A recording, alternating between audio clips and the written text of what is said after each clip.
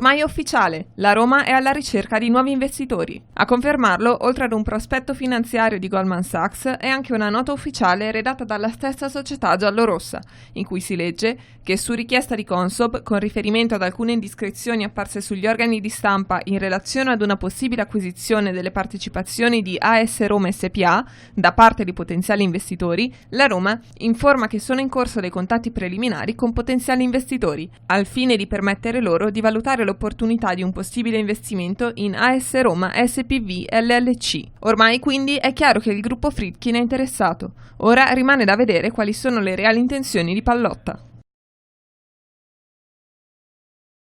Passo dopo passo si avvicina sempre di più il rientro di Sinisa Mihajlovic in casa a Bologna.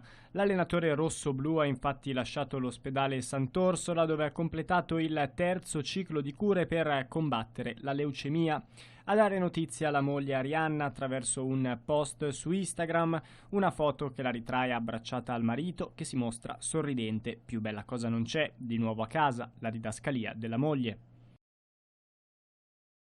L'arrivo del neotecnico José Mourinho sulla panchina del Tottenham potrebbe portare con sé alcune novità. Fra quelle di campo e di uomini, l'approdo dello Special One si collega al nome di Gareth Bale, almeno secondo l'ex difensore degli Spurs Michael Dawson, per il quale il club avrebbe promesso allo Special One un bel gruzzoletto per cercare di rinforzare la squadra già a gennaio, col fine di risollevare le sorti di una stagione al momento deludente. Il potenziale tecnico del gallese non è in discussione e probabilmente non lo è mai stato. Il braccio di ferro potrebbe però nascere sul suo stipendio.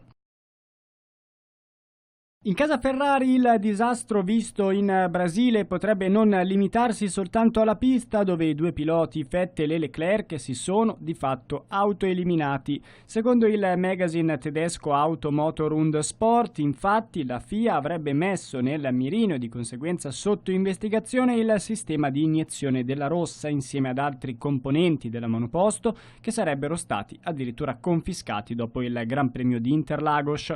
Gli accertamenti sarebbero scaturiti dopo le proteste di Red Bull e Mercedes, secondo cui l'iniezione della SF90 non sarebbe a norma, garantendo un surplus di potenza intorno ai 70 cavalli.